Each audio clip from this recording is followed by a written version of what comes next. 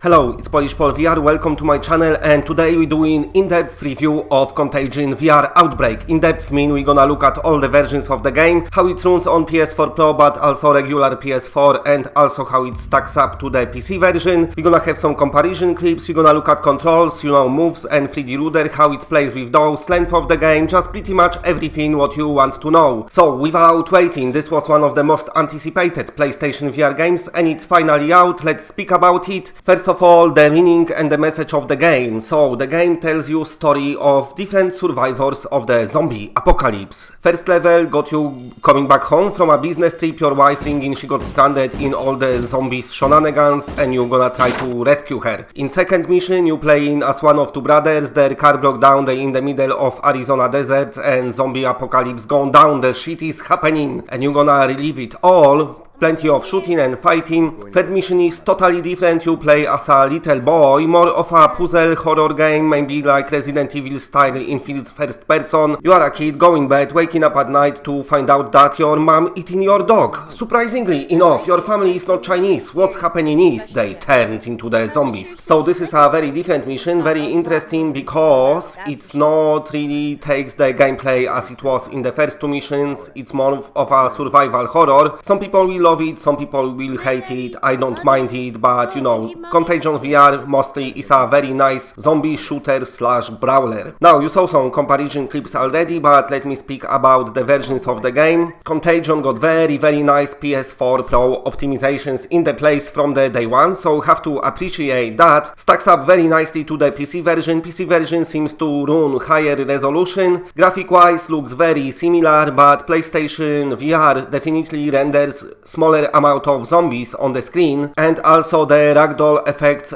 are not as powerful as in the PC version, but they are still here. Everything else like combat, lightning and stuff seems the same. They changed some icons in the PSVR version. Well, now let's speak a bit about PS4 version. So of course PS4 not as powerful, and it shows because PS4 is the worst looking of them all, but the game still runs and plays as good. Gameplay is one-to-one representative on all the versions, but graphics on original PS4 definitely suffer a lot. Everything becomes more blurry, also the popping gets bigger, and all in all the quality of the game is much lower. Even the filtering of the textures, that's pretty low quality, so keep that in mind. But saying that, I've played on normal PS4 and after a while I just forgot about it because I enjoyed all the action. And now we shall speak about this action. So you basically fighting zombies, like I said, first two missions especially. Now to fight them you've got tons and tons of weapons. You've got shotguns, machine guns, guns, pump shotguns, just everything, whatever weapons are there you probably can use them. Like crossbow, that feels nice, but also you've got melee weapons which adding so much to the combat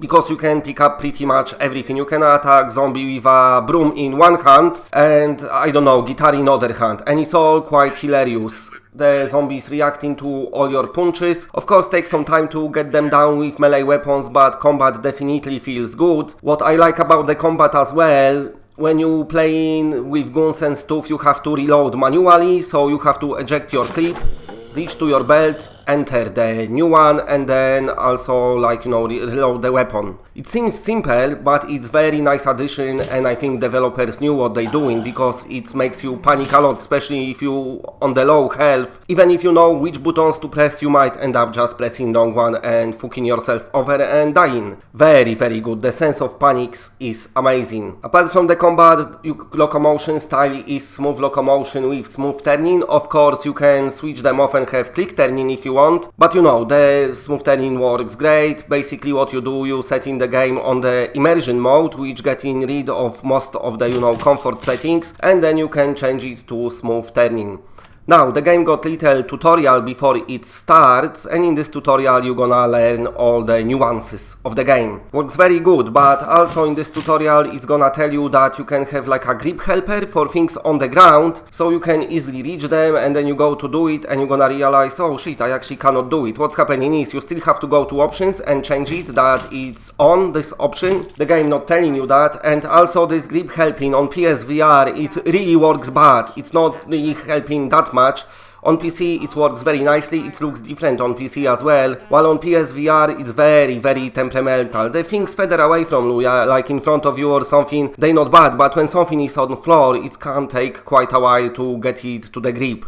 You cannot stand like above it, you have to be kind of in front, you know, pointing your arm diagonally, I say, and then somehow you might grab it. That's something what definitely needs tweaking. Also, speaking about PSVR version and PC version, PSVR version seems to be a bit less stable. The game just released, so I'm assuming the developers will be updating it. I know when the game first released on PC, it's had very many issues, but they sorted it by now. On PSVR, sometimes I've had one crash. Also, sometimes the level's not been loading, so I've been stuck in this like a blue screen while people been walking and everything, but I couldn't do anything. Like I said, there is this temperamental thing with grabbing things from the ground, but also sometimes when you try to pick up something, it's gonna render outside your arms, so there is few bugs here and there which needs addressing. It's been similar case with PC, but they patched it all up. Like I said, the game just came out. Also, selecting levels on PlayStation is super weird. Sometimes I'm gonna come back how you selecting levels, but sometimes it's not working right. You cannot choose your sub-level you want. It's very strange. Like, I'm clicking on it and nothing happening. So I'm gonna actually talk about the level selector now. Basically, when you start the game opens itself up straight away. So you can just start playing wherever you want to. You can skip all the story bits. You can choose one level, then click on it again to choose different part of level. This game is there for you to have fun straight away. You don't need to progress and unlock stuff. You're just there. You'll be in front to the room. You choosing from the screen what you want to play, and off you go to play. Also, you can choose shooting range to practice your shooting skills if you wish so, and also there is free roam mode, which makes you like running down the place and trying to survive and shit. Also, the game developers saying that they are gonna drop another mission. It's actually showing on screen. It's called Biotech mission. They saying it's coming soon. How soon, I don't know. But this is gonna be for free, and like I said, all missions played great, so I'm assuming this is gonna be quite good as well. Each missions, it's about hour long, maybe more than an hour. You can power through it if you want. If you played it once, then you can do it super fast. But for first playthrough, it took me like 3 hours 20 minutes, something like that, so that's how big this game is. But like I said, you can replay the level from any moment you want, so if you're just having fun at some part of the game, then you can always come back to it. Plus, also you've got this free mode, which is pretty much infinity, and also you've got your shooting range. For the price and the quality of the game, I think there is enough content in it. This game got kind of feeling of this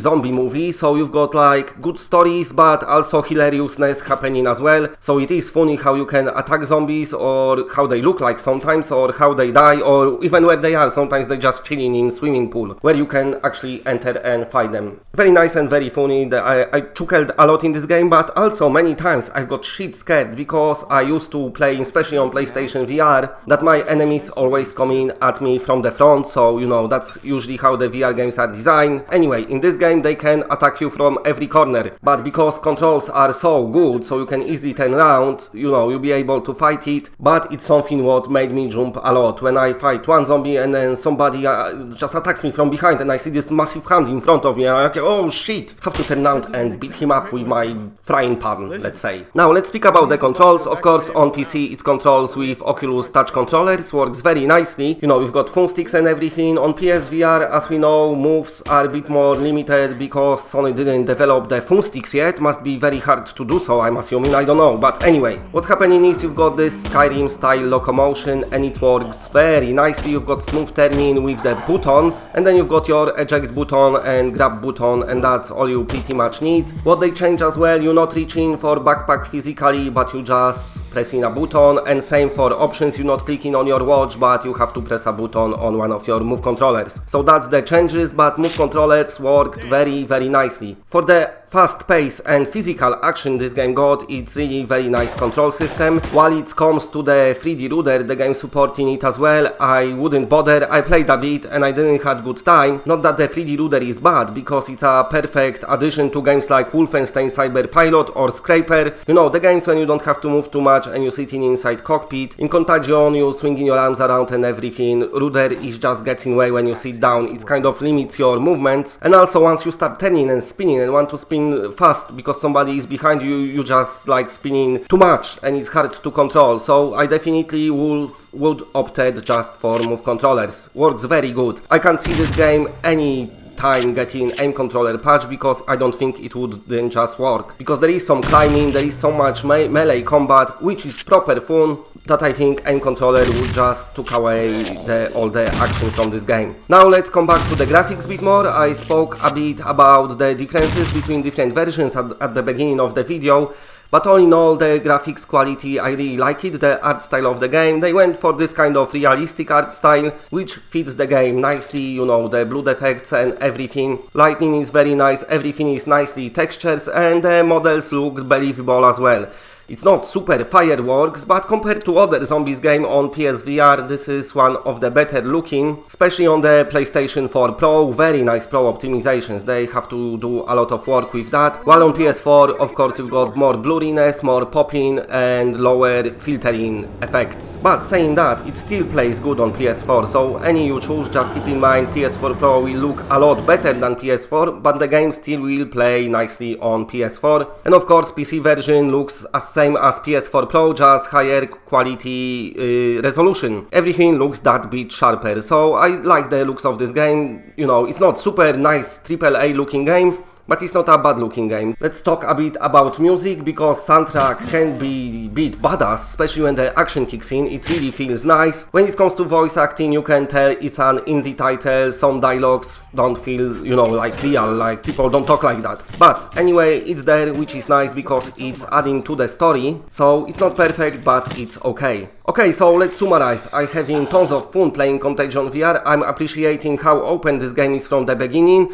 I really dig the first two missions. The third mission might not be for everyone. There is still some bugs on PlayStation 4 version, but it's something that can be addressed. It's not the longest game, but the price reflects it. And quality-wise, you know, gameplay is so fun, but you just have to put up with few bugs here and there. So I'm gonna give Contagion 8.5 out of 10. It's a super fun game. The tutorial can be confusing at some point, but all in all, this game is just fun to play. It's scary, it also can make you laugh, and it's interesting. And that's what you want, just something to enjoy, and I definitely enjoyed the Contagion. Okay, if you like what you're seeing, then please press a like, because it does help the channel a lot. And if you're new to the channel and are not subscribed, then subscribe. It's always better when it's more of us. And that's it, bye.